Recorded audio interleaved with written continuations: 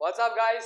Welcome back to our YouTube channel GradCool. That's right, GRADKUL, a premier digital learning platform for graduates and postgraduate learners. Do subscribe to our channel, click on the bell icon to get the latest notifications of the videos, and do like, comment, and share it with your friends as well. My name is CA Abhishek Bhandari and we are studying taxes together. देखो, मैंने income from salary start करी थी, ठीक है। Income from salaries का एक lecture अपना हो चुका है। Before starting today's session, let's just have a quick recap of what we did in last lecture, ठीक है। तो we started with the format of salary. Salary के फॉर्मेट में सबसे पहले अपन ने क्या देखा था? Basic salary. क्वेश्चन में बेसिक सैलरी दिखता है, it is fully taxable. Next, fees and commission. Fees हो या कमीशन हो, commission may be any type of commission, if it is received during the course of employment they are fully taxable, ठीक है। उसके बाद देखा था बोनस। बोनस के केस में आप क्या चेक करोगे? एक्चुअली रिसीव्ड और इट इज जस्ट डिक्लेयर्ड और receivable. If actually received fully taxable, declared और रिसीवेबल इग्नोर, ठीक है। फिर अपन अलाउंसेस पे आए थे। अलाउंसेस अपन ने देखे थे, उसमें सबसे पहले we have seen was dearness allowance, DA, ठीक है। Dearness allowance whether in terms और not in terms, they both are taxable. In terms मतलब forming part of retirement benefits, not in terms मतलब does not form part of retirement benefits. पूरे salary chapter में जहां जहां पे भी salary आती है फॉर्मूले में, हर जगह पे it will be DA in terms unless otherwise specifically mention, ठीक है। नेक्स्ट अपन डियरनेस अलाउंस के बाद we have seen was children house rent allowance, HRA, ठीक है। हाउस रेंट अलाउंस के केस में actual received less exempt balance will be taxable. Exempt amount अगर आपको क्वेश्चन में दिया है तो जितना दिया है उतना एग्जेम्प्ट ले लेना, अगर नहीं दिया तो एग्जेम्प्ट अमाउंट अपन कैलकुलेट करेंगे। कैसे? Exempt amount in case of HRA is least of the following three. कौन से तीन है? सबसे पहले एक्चुअल रिसीव्ड और rent paid less 10% of the salary और 40%/50% of the salary which ever is lower, ठीक है। सैलरी मतलब basic plus DA in terms plus turn over commission, clear है। 40% 50% कब? 50% कब आएगा? जब आप मेट्रो सिटीज में रह रहे हो रेंट पे, एंड 40% कब आएगा? When it is non metro cities. Metro cities चार ही है, मुंबई, दिल्ली, चेन्नई एंड कोलकाता, ठीक है। हाउस रेंट अलाउंस के बाद we have seen was children education allowance and children hostel allowance. Education allowance के केस में maximum ₹100 per month per child, subject to maximum 2 children exempt होगा, and hostel allowance will be maximum ₹300 per month per child, maximum 2 children will be exempt। अब आप ये जो exemption limit है ना, वो क्लब नहीं कर सकते, ठीक है। फॉर एग्जांपल अपन ने एक इलस्ट्रेशन देखा था लास्ट लेक्चर में, जहां पर बोला था कि दो बच्चे हैं, एक का एजुकेशन फीस इज ₹150 एंड दूसरे का इज 70। तो इस केस में आप 150 प्लस 70 माइनस 200 नहीं कर सकते। आपको 150 माइनस 100 बैलेंस 50 टैक्सेबल अलग से बताना पड़ेगा, 70 माइनस 70 बैलेंस नील अलग से बताना पड़ेगा। चला डोक्यात, ठीक है। आप क्लब नहीं कर सकते दोनों बच्चों का एजुकेशन और hostel allowance, whatever the cases, ठीक है। इसके बाद अपन ने देखा था transport allowance. Transport allowance earlier prior to amendment it was exempt for all the employees, but at present after amendment अभी के टाइम पे it is exempt only for the handicapped employee. जो लोग ब्लाइंड, डम, डेफ या orthopaedically challenged होते हैं उनके लिए एग्जेम्प्ट है, otherwise it is taxable for all other employees, ठीक है।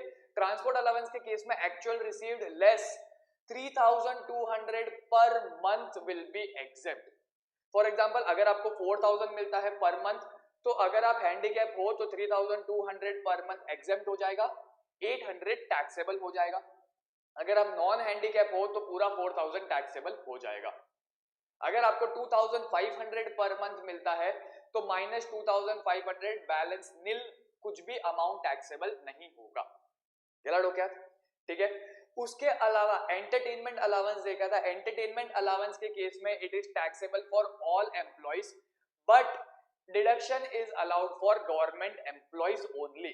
डिडक्शन की बात हो रही है, एग्जामिशन की बात नहीं हो रही है। स्टैंडर्ड डिडक्शन अंडर सेक्शन 16 अपन लास्ट में देखेंगे, ठीक है। उसके अलावा अगर एम्प्लॉयर और कोई अलाउंसेस देता है एम्प्लॉय को, ठीक है, तो to the extent mentioned in the question या to the extent provided in the question it will be exempt, balance will be taxable. जितना आपको क्वेश्चन में बोला है एग्जेम्प्ट है उतना आप एग्जेम्प्ट करोगे, बैलेंस जितना भी है वो पूरा का पूरा टैक्सेबल बता दोगे, ठीक है। इतना अपन ने देखा था। इसके अलावा दो इलस्ट्रेशन देखे थे, one was based on HRA and other was based on allowances, ठीक है। चल आज के लेक्चर में विल सी, अपन ने जो प्रीवियस लेक्चर में देखे थे ना उससे रिलेटेड कुछ बेसिक नोट्स है, वो नोट्स अपन कवर करते हैं and if time permits will jump to perquisites, ठीक है। चलो देख, सबसे पहले income shall be taxable under the head salaries only if there is an employer employee relationship। अगर एम्प्लॉयर एम्प्लॉय रिलेशनशिप है एंड एम्प्लॉयर से अगर एम्प्लॉय को कुछ भी मिलता है तो ही वो सैलरी में टैक्सेबल होगा, अदरवाइज वो टैक्सेबल नहीं होगा। सैलरी में टैक्सेबल होने के लिए प्राइम कंडीशन क्या है? एम्प्लॉयर एम्प्लॉय रिलेशनशिप होना चाहिए। कोई फर्क नहीं पड़ता एम्प्लॉय फुल टाइम है या पार्ट टाइम है, ठीक है। Whether employee is full time employee और a part time one, it does not matters. Employer employee relationship है कि नहीं है वो इंपॉर्टेंट है। क्लियर है? ठीक है। इधर देख, नीचे कुछ इलस्ट्रेशन दिए हुए, वो इलस्ट्रेशन देखते हैं। पहला इलस्ट्रेशन क्या बोलता है? Anuradha an actress is employed in Chopra films where she is paid a monthly remuneration of rupees 2 lakhs. She acts in various films produced by various producers. The remuneration for acting in such film is directly paid to Chopra Films by the different producers. क्या बोला है? Chopra films करके एक है, employer है, ठीक है। अनुराधा जो है ना वो चोपड़ा फिल्म्स में एज एन एक्ट्रेस एम्प्लॉयड है। मतलब कोई भी कॉन्ट्रैक्ट आएगा चोपड़ा फिल्म्स को तो चोपड़ा फिल्म्स के थ्रू अनुराधा एक्ट करेगी, ठीक है, वेरियस प्रोड्यूसर्स की वेरियस फिल्म्स में। उसकी सैलरी डायरेक्टली चोपड़ा फिल्म्स को जाएगी and Chopra film is paying on a monthly basis, monthly remuneration to Anuradha rupees 2 lakhs, ठीक है। इस केस में अनुराधा एंड चोपड़ा फिल्म्स के बीच में there exist an employer employee relationship, ठीक है। Therefore, rupees 2 lakhs will constitute salary in the hands of Anuradha, since Anuradha is being employed as an employee under Chopra Films. समझ में आया? Contract basis पे नहीं है ये, एम्प्लॉयमेंट बेसिस पे है। देख कैसा है, कभी कभी कैसा होता है कि मैं ना वेरियस प्रोड्यूसर्स है सबके साथ फिल्म बेसिस पे जाता हूँ कि भाई इसके साथ एक फिल्म कर ली, इसके साथ एक फिल्म कर ली, इसके साथ एक फिल्म कर ली, तो वो मेरा प्रोफेशन हो जाता है एज एन एक्टर का। उस केस में मुझे जो भी इनकम आएगी ना फ्रॉम वेरियस प्रोड्यूसर्स वो मेरी पीजीबीपी में टैक्सेबल होगी। बट यहाँ पे क्या बोला है? Anuradha is an employee of Chopra films and जो भी प्रोड्यूसर्स है ना वो चोपड़ा फिल्म्स के पास आते हैं अपनी स्क्रिप्ट लेके। उसके बाद चोपड़ा फिल्म्स अनुराधा को बोलता है कि भाई तेरे को यहाँ पे जाके एक्टिंग करनी है। जिसकी सैलरी कौन दे रहा है? चोपड़ा फिल्म। चोपड़ा फिल्म को सैलरी कहां से आ रही है? वो वेरियस प्रोड्यूसर्स से। He is earning income, he is giving his salary. समझ में आया दोनों के बीच का डिफरेंस? ठीक है। तो इस केस में Anuradha is an employee of Chopra films and therefore उसको चोपड़ा फिल्म से जो भी 2 lakhs का रेम्यूनरेशन मिलता है वो उसकी इनकम फ्रॉम सैलरी में टैक्सेबल हो जाएगा, ठीक है। In the above example, if Anuradha acts in various films and gets fees from the different producers, ये जो मैंने आपको अभी बताया था कि मैं अलग अलग प्रोड्यूसर्स की फिल्म में एक्ट करता हूं और उनसे मुझे अलग अलग पैसे मिलते हैं, तो यहाँ पे मेरे और उनके बीच में एम्प्लॉयर एम्प्लॉय का रिलेशनशिप नहीं होगा एंड देयरफॉर जो भी रेम्यूनरेशन आएगा वो मेरी प्रोफेशन में टैक्सेबल हो जाएगा। The same income will be chargeable as income from profession since relationship of employer and employee does not exist. दोनों समझ में आया? ठीक है, आगे देखते हैं।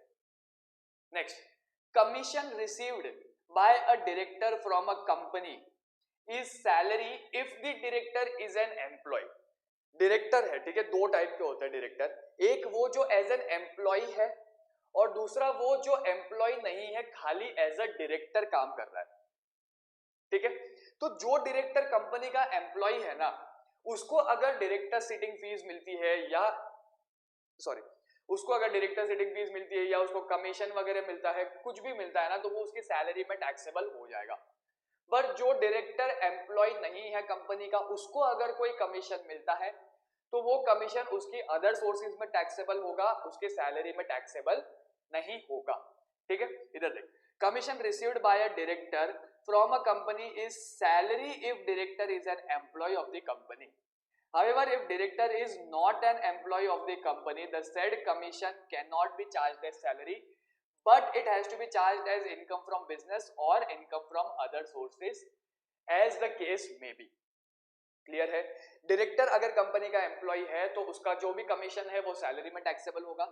डायरेक्टर अगर एम्प्लॉय नहीं है तो उसको जो भी कमीशन मिल रहा है वो या तो उसके बिजनेस इनकम में या फिर उसके अदर सोर्सेज में टैक्सेबल होगा, as the case may be. ठीक है, next, salary paid to a partner by a partnership firm is nothing but an appropriation of the profit. अगर आपने पार्टनरशिप अकाउंट्स किया होगा तो आपको पता होगा प्रॉफिट एंड लॉस अकाउंट बनता है एंड उसके नीचे P&L अप्रोप्रिएशन अकाउंट बनता है।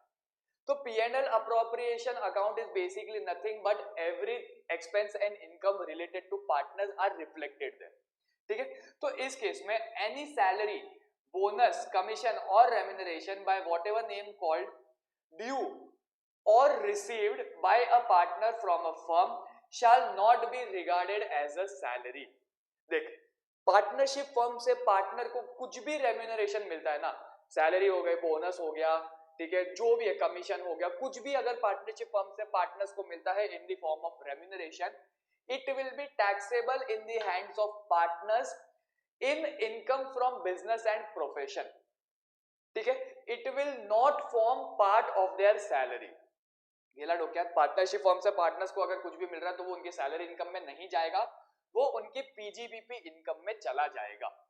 ठीक है, the same is to be charged as income from profits and gains or profession। this is primarily because firm और पार्टनर्स के बीच में एम्प्लॉयर एम्प्लॉय रिलेशनशिप नहीं होता। मेरा एक फर्म है, वो फर्म का मैं पार्टनर हूं, मैं एम्प्लॉय नहीं हूं वहां का। ठीक है, लॉजिक समझना। देख,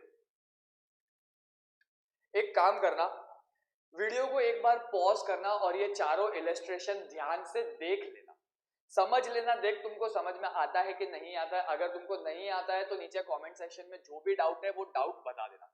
अगर आप लोगों के पास नोट्स नहीं है तो डिस्क्रिप्शन में आपको लिंक मिल जाएगा, वो लिंक पे क्लिक करना और नोट्स डाउनलोड कर लेना। ठीक है, वीडियो को एक बार पॉज कर और इसको फटाफट देख ले, will move further.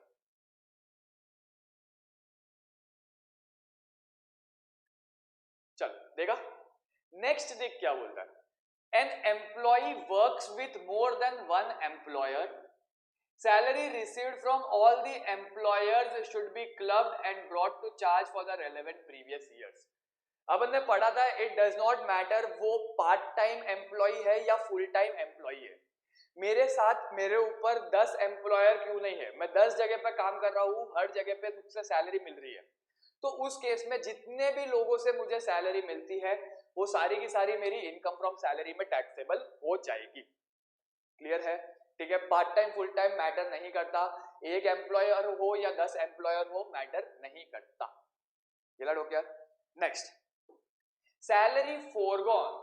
Salary forgone मतलब मैंने सैलरी माफ कर दी, मैंने कंपनी को बोला एक काम करो, मुझे ये महीने की सैलरी मत दो। ठीक है, ऐसा कब होता है? देख, बहुत रेयर केसेस में होता है बट होता है। कब होता है? मान ले मैं ना एक कंपनी में पिछले 25 ईयर्स से काम कर रहा हूँ, 25 साल से मैं कंपनी में काम कर रहा हूँ। 25 साल तक कंपनी ने मुझे एकदम अपना मान के रखा, मुझे कोई प्रॉब्लम नहीं होने दी। ठीक है, अब अचानक कंपनी को है ना लॉसेस होने चालू हो गए, कंपनी स्टार्टेड इनकरिंग लॉसेस। ठीक है, ऑल ऑफ अ सडन एक कंपनी को एक बम्प मिल गया तो उसमें कंपनी प्रॉब्लम में आ गई। Now being the most senior employee of the company, मैंने क्या बोला कंपनी को कि एक काम करना, ये महीने का मुझे सैलरी मत देना। इससे कंपनी को कुछ अफेक्ट होगा क्या? नहीं भाई, कंपनी बहुत बड़ी है, मेरी सैलरी लेने नहीं लेने से कंपनी को अफेक्ट नहीं होगा। लेकिन सेकेंड इंप्लीकेशन क्या होगा? मुझे देख के हो सकता है कि कुछ एम्प्लॉइज और आगे आए और कंपनी को बोल दे कि एक काम करो आप हमें भी सैलरी मत दो ये महीने की, ठीक है, तो कंपनी को थोड़ा बहुत पॉजिटिव इफेक्ट होगा। बट इन एनी केस मैंने क्या किया, मैंने मेरा एक महीने का सैलरी फोरगो कर दिया। इनकम टैक्स एक्ट क्या बोलता है, आप जो सैलरी फोरगो कर रहे हो ना, जस्ट बिकॉज आपने सैलरी नहीं ली इसका ये मतलब नहीं है कि हम आपको उसकी इनकम नहीं मानेंगे। आपने जो भी सैलरी फोरगो की वो पूरी की पूरी सैलरी आपकी इनकम फ्रॉम सैलरी में टैक्सेबल होगी, ठीक है। तो अगर आपको क्वेश्चन में सैलरी फोरगोन दिखता है तो उस केस में it will be taxable under the head salaries. Clear है, गिला डोक्या, ज्यादा दिमाग लगाना नहीं। अभी देखो, Mr. Abhishek, an employee, instructs his employer that he is not interested in receiving the salary for April 2020 and the same might be donated to a charitable institution. मैंने क्या बोला मेरे बॉस को कि भाई एक काम कर, मुझे ये महीने का सैलरी मत दे, मेरे बिहाफ पे इसको डोनेट कर दे और डोनेशन का रिसीट ले ले, ठीक है। मैंने क्या किया, सैलरी फोरगो किया, तो अप्रैल 2020 का जो सैलरी है ना वो मेरे हाथ में इन the hands of Abhishek taxable होगा अंडर द हेड सैलरीज, ठीक है। In this case, Mr. Abhishek cannot claim that he cannot be charged in respect of salaries. It is only due to his instruction that the donation was made and thus it is only an application of the income. मेरे instruction पे हुआ है, मैंने क्या किया, अगर मैं ऐसे नहीं करता तो मैं क्या करता, सैलरी मुझे मिलती और वो सैलरी मैं डोनेट करता। बात तो एक ही हो गई, मैं सैलरी लूं और वो डोनेट करूं या डायरेक्टली डोनेट करवा दूं। इनकम टैक्स क्या बोलता है, तुम सैलरी लो कि नहीं लो, तुम्हारे इंस्ट्रक्शन पे सैलरी आगे गया है ना तो वो तुम्हारा इनकम मानेंगे और तुम्हारे हाथ में under the head salaries taxable कर देंगे, ठीक है। Hence the salary of the month of April 2020 will be taxable in the hands of Mr. Abhishek. He is however entitled to claim deduction under chapter 80 under section 80C 80G, ठीक है। 80G में अगर आप कुछ donation करते हो तो उस डोनेशन का आपको डिडक्शन मिल जाता है। Entitle to claim deduction under 80G। मैंने सैलरी, मेरा इंस्ट्रक्शन पे वो आगे डोनेट हो गया, मुझे डोनेशन का रिसीट मिल गया, मैं वो डोनेशन क्लेम कर सकता हूँ 80G में, बट मुझे सैलरी तो टैक्सेबल बताना ही पड़ेगा। क्लियर है। Next, surrender of salary. अगर आप अपनी सैलरी सेंट्रल गवर्नमेंट को सरेंडर करते हो तो उस केस में आपकी सैलरी पे टैक्स नहीं लगेगा, इट विल बी एग्जेम्प्ट, ठीक है। सरेंडर ऑफ सैलरी अगर आपको क्वेश्चन में दिखता है तो यू हैव टू चेक आपने सेंट्रल गवर्नमेंट को सरेंडर किया है कि नहीं किया। अगर सेंट्रल गवर्नमेंट को सरेंडर करते हो तो आपकी सैलरी पे टैक्स नहीं लगेगा, इट विल बी एग्जेम्प्ट। अगर सेंट्रल गवर्नमेंट को सरेंडर नहीं करते तो सैलरी पे टैक्स लग जाएगा। Surrenders his salary to central government, such salary would be exempt. क्या, ठीक है। Next, salary paid tax free. अभी देख, सैलरी पेड टैक्स फ्री मतलब क्या कि भाई मेरी सैलरी पे अगर कोई टैक्स है ना तो वो टैक्स बर्डन एम्प्लॉयर ने बेयर कर लिया, ठीक है। मेरे लिए तो ये बेनिफिट ही हो गया कि भाई मुझे टैक्स पे नहीं करना।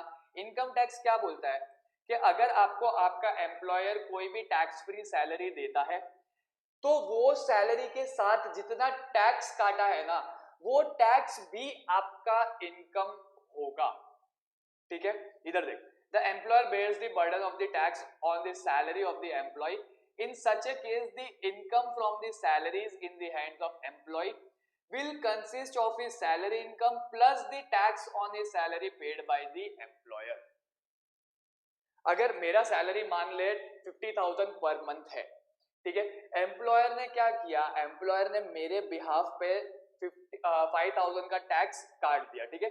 मुझे पूरा का पूरा 50,000 टैक्स फ्री दिया, मुझे क्या बोला, एक महीने का टैक्स तेरा 5,000 का जो भी है वो मैं पे करता हूँ।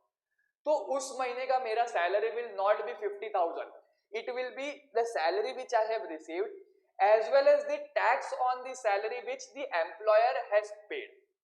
मुझे जितना बेनिफिट मिला, मुझे कितने का बेनिफिट मिला 5,000 का, तो वो 5,000 भी मेरी सैलरी में ऐड हो जाएगा। However, I can claim that tax is paid by the employer as a TDS year and में, जब भी मैं टैक्स कैलकुलेशन करूंगा। क्लियर है, ठीक है। तो इधर देख, if the however the income tax paid by the employer on non monetary perquisites, income tax paid by the employer on non-monetary perquisites would be exempt. Salary पे अगर कोई इनकम टैक्स पे कर रहा है तो सैलरी प्लस इनकम टैक्स दोनों मिला के मेरी सैलरी आएगी उस महीने की, ठीक है। बट अगर नॉन मॉनिटरी परक्विजिट है उस पे अगर कोई एम्प्लॉयर टैक्स पे कर रहा है तो वो टैक्स मेरे हाथों में एग्जेम्प्ट हो जाएगा। क्यों एग्जेम्प्ट होगा ये अपन बिजनेस में देखेंगे, because such taxes are disallowed in the hands of employer जो भी नॉन मॉनिटरी परक्विजिट्स पे टैक्स पे कर रहा है ना, ठीक है, उसका वो एक्सपेंस क्लेम नहीं कर सकता। देयरफॉर एम्प्लॉयर को उस पे टैक्स पे करना पड़ेगा एंड वो मेरे हाथ में एग्जेम्प्ट हो जाएगा। क्लियर है, ठीक है। आगे देखते हैं। Place of accrual of salary, salary आपको जो भी इंडिया में मिलता है डीम्ड टू बी रिसीव्ड और अक्रूड इन इंडिया और अराइज इन इंडिया और एक्चुअली रिसीव्ड अक्रूड और अराइज इन इंडिया, सारी की सारी salary will be taxable. India अगर पिक्चर में आ गया तो जो भी सैलरी है वो आपकी टैक्सेबल हो जाएगी, ठीक है। तो ये पॉइंट एक बार देख लेना।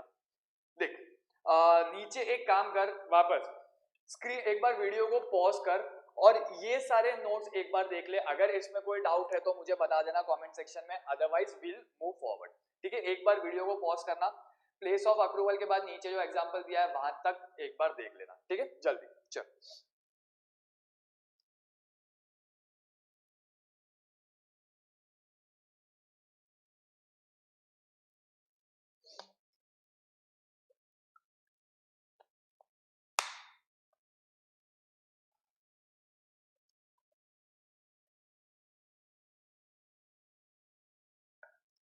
नेक्स्ट पॉइंट है basis of charge. Basis of charge मतलब क्या कि भाई सैलरी टैक्सेबल कैसे होगी। तो salary will be taxable in your hands on due और receipt basis whichever is earlier. Salary will be taxable in your hands on due और receipt basis whichever is earlier, ठीक है।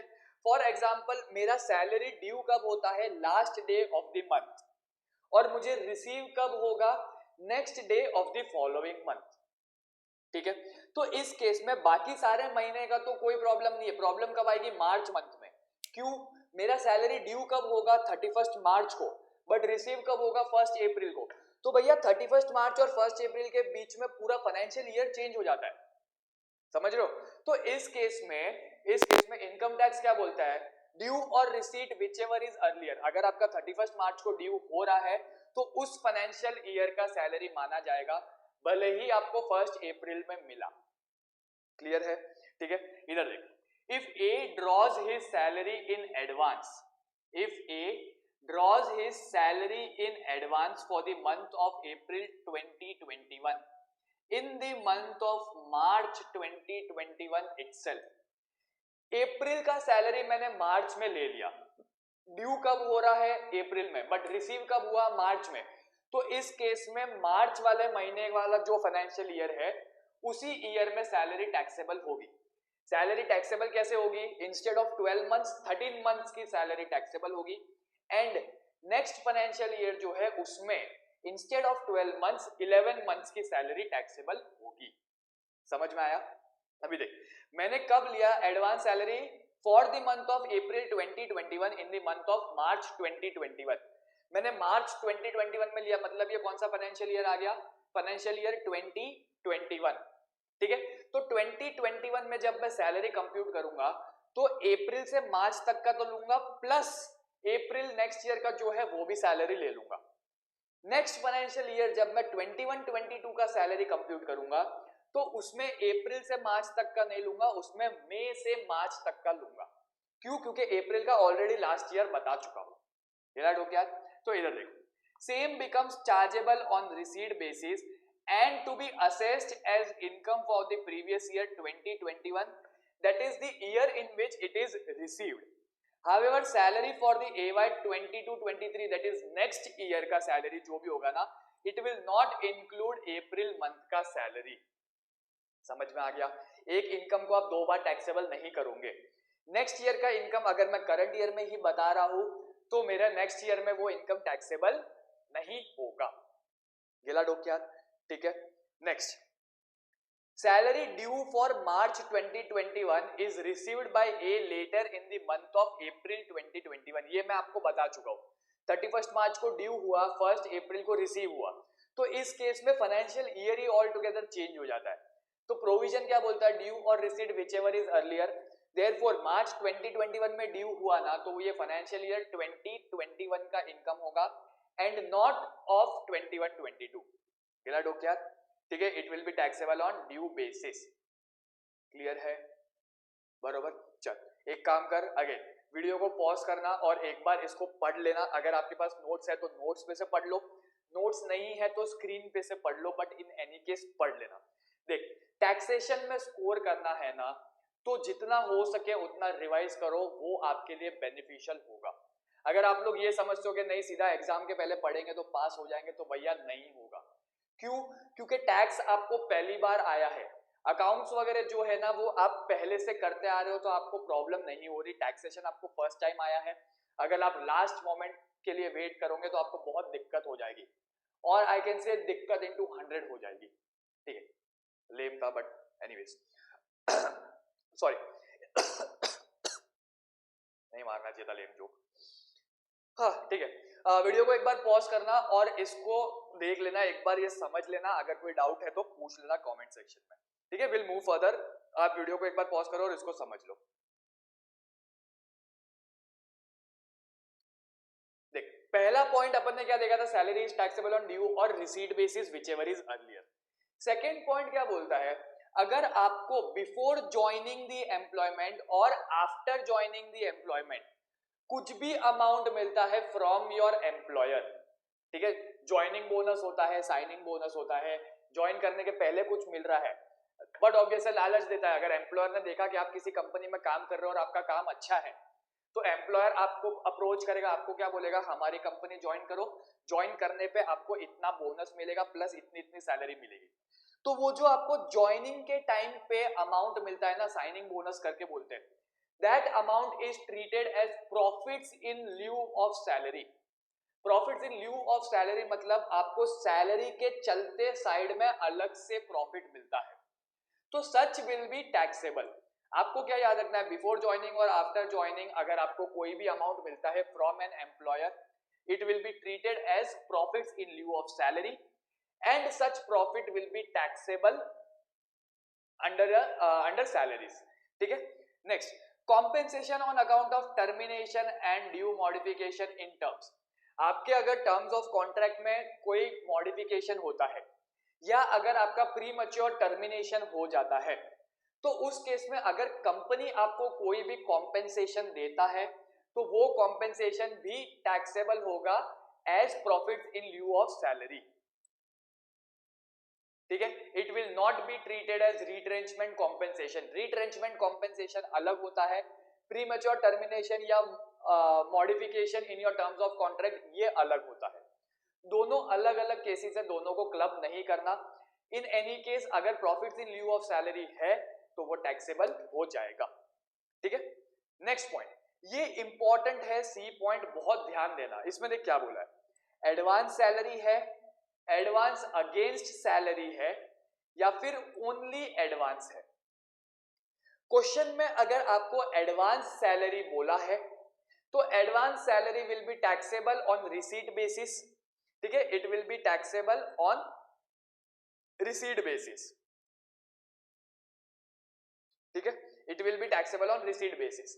बट अगर आपको question में खाली एडवांस दिया है या एडवांस अगेंस्ट सैलरी दिया है तो it will be treated as loan and it will not be taxable in your hands under salary. मान ले आपको क्वेश्चन में दिया है कि एडवांस अगेंस्ट सैलरी मैंने इतना इतना लिया है।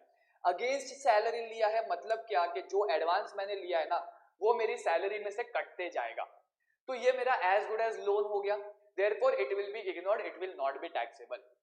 बट अगर आपको क्लियरली मेंशन किया है कि आपने एडवांस सैलरी लिया है तो such advance salary will be taxable under the head salary. ठीक है, ये पॉइंट इंपॉर्टेंट है, इस पे ध्यान देना।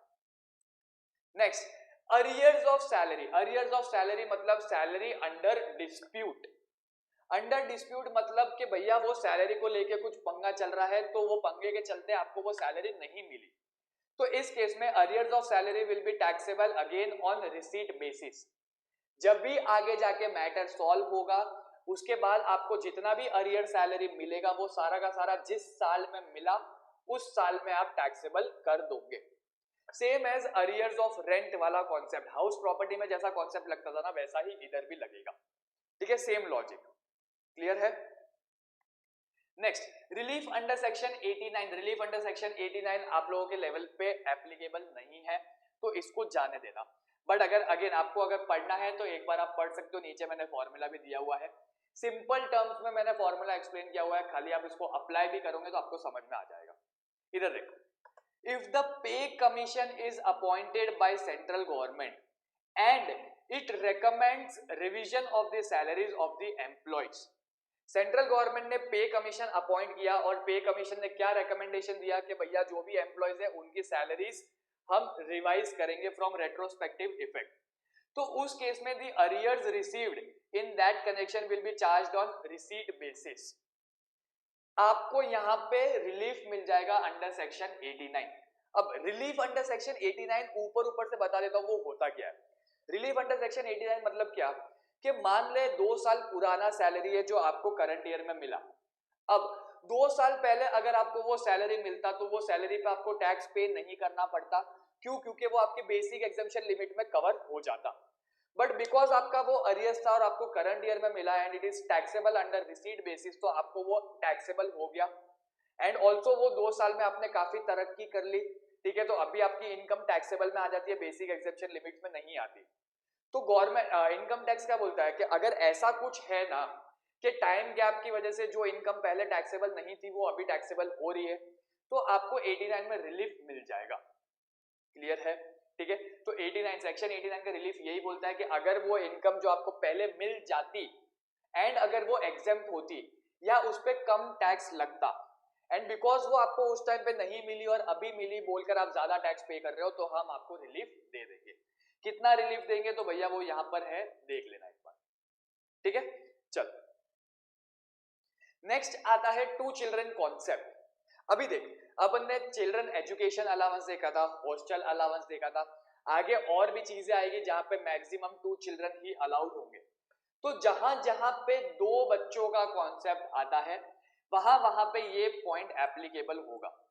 अभी देख, फर्स्ट अटेम्प्ट में आपको एक बच्चा होता है एंड सेकेंड टाइम में आपको अगर ट्विंस होते हैं तो क्या ये आपकी गलती है कि आपको ट्विंस हुआ? नहीं ना। तो इनकम टैक्स क्या बोलता है? गॉड्स एक्ट है, तो इस केस में आपको तीनों बच्चों के लिए एग्जेम्पशन मिल जाएगा।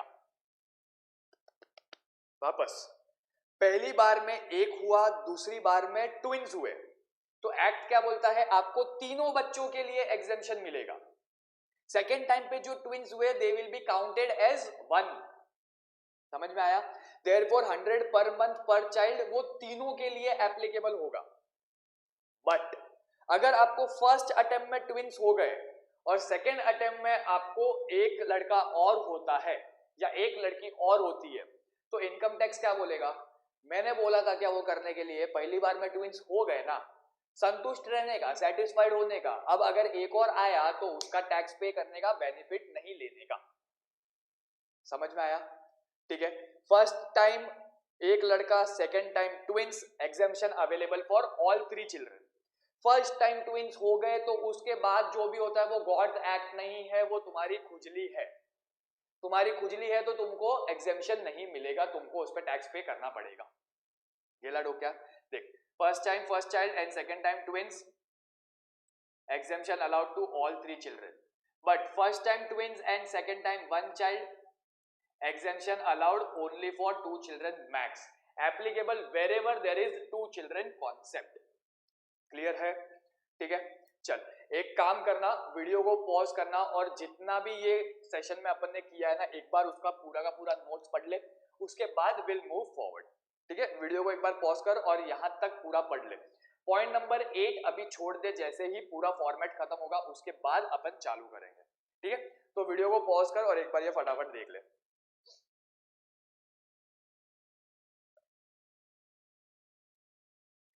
चल देख लिया? ठीक है, अभी देख, पूरे लेक्चर में अभी तक अपन ने दोनों सेशन का मिला के क्या क्या देखा वो अपन एक बार क्विक रिकैप देख लेते हैं।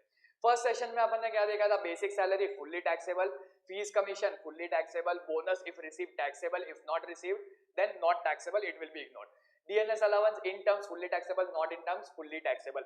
मेजॉरिटी फॉर्मूले में जहां जहां पे भी सैलरी आएगा वहां पे डीएनएस अलाउंस इन टर्म्स आएगा, ठीक है। उसके बाद अपन ने देखा था HRA, actual receive less exempt amount, balance जो भी आएगा वो टैक्सेबल। एग्जेम्प्ट अमाउंट अगर क्वेश्चन में दिया है तो जितना दिया है उतना ले लेना, अगर नहीं दिया तो अपन कंप्यूट करेंगे। कैसे करेंगे, least of the following, first actual received और rent paid less 10% of the salary और 40% / 50% of the salary whichever is lower. 50% कब आएगा, when it is metro cities Mumbai, Chennai, Delhi and Kolkata. 40% कब आएगा, when it is other than metro cities, ठीक है। उसके बाद अपन ने देखा था children education allowance 100 per month per child subject to maximum 2 children. Children hostel allowance 300 per month per child subject to maximum 2 children. अब फर्स्ट टाइम में अगर आपको एक लड़का होता है या एक लड़की होती है एंड सेकंड टाइम में अगर ट्विंस होता है तो exemption is allowed for all 3 children, ठीक है। क्यों, बिकॉज सेकंड टाइम पे जो भी ट्विंस है वो गॉड्स एक्ट है। नेक्स्ट, फर्स्ट टाइम में अगर ट्विंस होगा, सेकंड टाइम में आपको एक लड़का या एक लड़की होती है तो exemption is allowed only in case of twins. क्यों, क्योंकि ये वाले केस में वो गॉड्स एक्ट नहीं है, ये आपकी खुजली है, खुजली के केस में टैक्स पे करना पड़ेगा। क्लियर है, ठीक है। उसके बाद अपन ने देखा था transport allowance. Transport allowance is taxable to all the employees. However अगर आप हैंडीकैप एम्प्लॉय हो तो आपको 3200 पर मंथ पर नहीं, अगर आप हैंडीकैप एम्प्लॉय हो तो आपको 3200 पर मंथ एग्जेम्प्ट हो जाएगा, ठीक है। नेक्स्ट, उसके बाद अपन ने देखा था एनी अदर अलाउंस। अगर आपको एम्प्लॉयर से एनी अदर अलाउंस मिलता है तो जितना क्वेश्चन में मेंशन किया है उतना आपका टैक्स एग्जेम्प्ट हो जाएगा, balance will be taxable. If nothing mentioned then fully taxable, ठीक है। Entertainment allowance it is taxable to all the employees but a deduction under section 16 is allowed for government employee, ठीक है। उसके बाद अपन ने बेसिक नोट्स देखे थे। एचआरए एग्जेम्पशन कब नहीं मिलेगा, जब आप अपने खुद के घर में रह रहे हो या फिर उस घर में रह रहे हो जिसके लिए आप रेंट पे नहीं कर रहे, तो आपको एचआरए एग्जेम्पशन नहीं मिलेगा।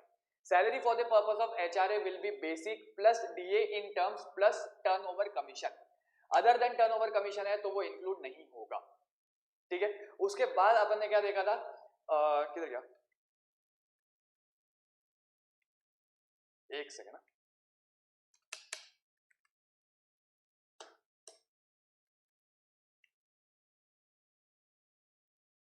अटक गया क्या भाई, हाँ।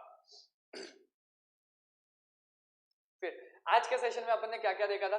सबसे पहले तो सैलरी टैक्सेबल कब होगी, only when employer employee relationship exist.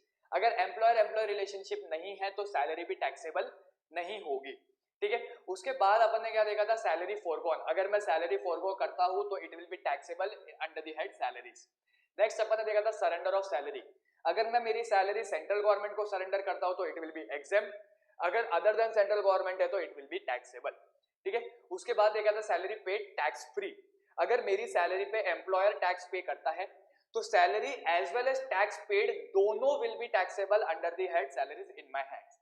But अगर मुझे कोई नॉन मॉनिटरी परक्विजिट मिल रहा है और उस नॉन मॉनिटरी परक्विजिट पे एम्प्लॉयर अगर कोई टैक्स पे करता है तो it will be exempt in my hands. क्यों, क्योंकि एम्प्लॉयर को वो टैक्सेस डिसअलाउ हो जाएगा अंडर बिजनेस, ठीक है। फिर अपन ने देखा था place of accrual of salary. Place of accrual of salary के केस में अगर इंडिया पिक्चर में आ जाता है तो such salary will be taxable in your hands under the head income from salary, ठीक है। Next we started with basis of charge. Basis of charge में सबसे पहला पॉइंट अपन ने क्या देखा था, salary is taxable on due और receipt basis whichever is earlier, ठीक है। उसके बाद सेकंड पॉइंट अपन ने क्या देखा था, दैट बिफोर ज्वाइनिंग या आफ्टर ज्वाइनिंग द एम्प्लॉयमेंट अगर आपको इन कोर्स ऑफ एम्प्लॉयमेंट कुछ भी मिलता है तो it will be treated as profits in lieu of salary and it will be taxable under the head salary, ठीक है।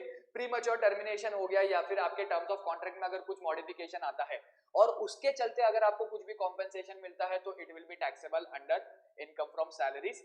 क्यों, because it will be treated as profits in lieu of salary, ठीक है। नेक्स्ट अपन ने देखा था advance salary. अगर एडवांस सैलरी है तो it will be taxable on receipt basis, ठीक है।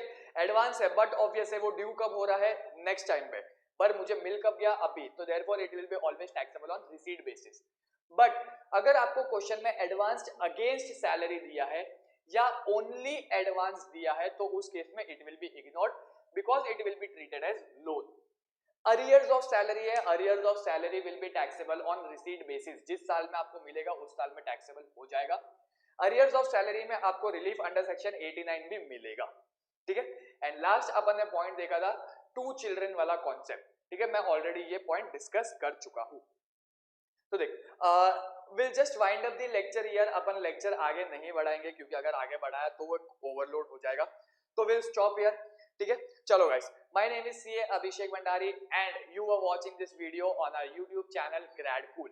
That's right, GRADKUL, a premier digital learning platform for graduates and postgraduate learners. अगर आपको ये वीडियो अच्छा लगता है then do subscribe to our channel. Click on the bell icon to get the latest notifications of all the practical and theory related videos, and do like, comment and share the video with your friends as well. Adios guys and have a nice day. Bye bye.